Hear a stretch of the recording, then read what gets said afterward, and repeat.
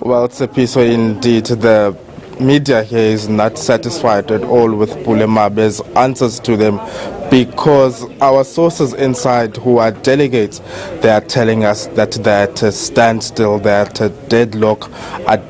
The adopting of credentials is far, Tsepiso, and that Pule Mabe is just saying what he's just thumb-sucking what he's saying. They're saying that it's deadlocked there, and we might be here for late, up until in the early hours of the morning. Even the delegates who are talking to inside, they're saying that the deadlock might mean that the conference might collapse, and the threat they perceived, some of them are saying there are threats of a tear gas that might be inside there, but they are also saying that they've not seen it, but there was a threat.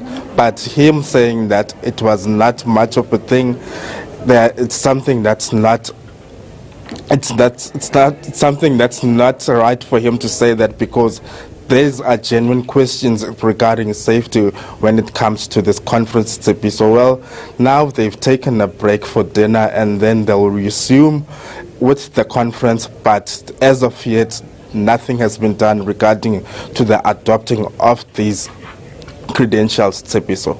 Ask this question, much was made about the presence of security. Pule Mabe was at pains to say at any Congress, selective Congress, or just generally the conferences of the ANC, you will find security there that is to help with credentials and other logistical matters.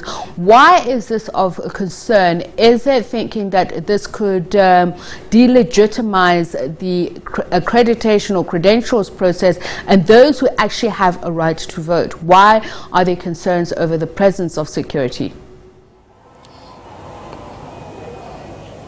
Well, some of the delegates inside there, they are saying that it is a means of intimidation from various factions within this conference, Tsepi. So they are saying, some of them have written to us saying that they are not comfortable with this security guards being there. They are not free to express themselves in this conference because of these security guards. But they are also saying, some of them are saying that it's a means of safety and they feel comfortable with them being around, with another faction saying that no, it's just an intimidation for them not being able to express themselves. But nothing of harm has arisen of yet, and with them being there, some are feeling a bit safer. So it's a 50-50 situation depending on who you are speaking to and how you are looking at it.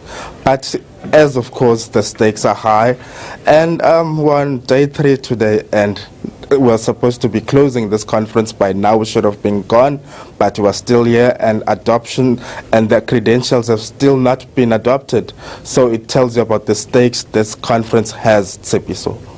All right, thank you so much for that. Abongile Janki is my colleague who is there at the ICC, the International Convention Centre in East London, as that Eastern Cape Provincial Elective Congress continues. As you heard him say, there are fears that it could collapse, particularly over the issue of credentials. This is a historical problem for the governing ANC when it comes to conferences, and at the beginning of this conference, the convener, that is the person who's also running for chairperson of the provincial structures, that is Oscar Mabuyane, who's also the premier of the conference, had harped on the issue of one person, one vote, in a bid, he says, to prevent manipulation. Of course, all eyes are on the task team, the provincial task team, who are saying that the conference will go ahead, it will not break down,